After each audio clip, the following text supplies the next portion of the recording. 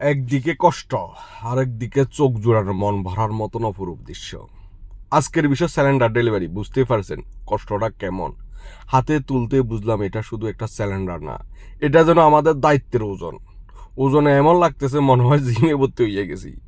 কিন্তু থামার কোনো সুযোগ নাই, কারণ কেউ একজন অপেক্ষা করছে, তার প্রয়োজন আমার কষ্টের থেকেও বড়।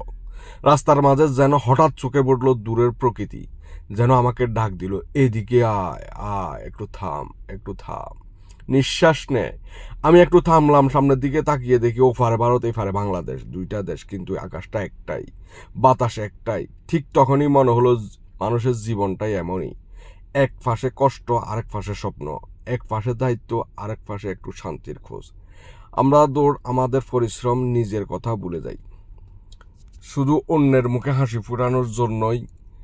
আজ বুঝলাম এক সিলিন্ডার এটা ওজন শুধু লোহার না, এটার ভিতরে লুকিয়ে আছে আমাদের সংগ্রাম, আমাদের দায়িত্ব, আমাদের গল্প। আর থামা চলবে না, আমি চলবই, কারণ আমি লগে আছি জরুরি প্রয়োজন অনলাইন শপের ডেলিভারি।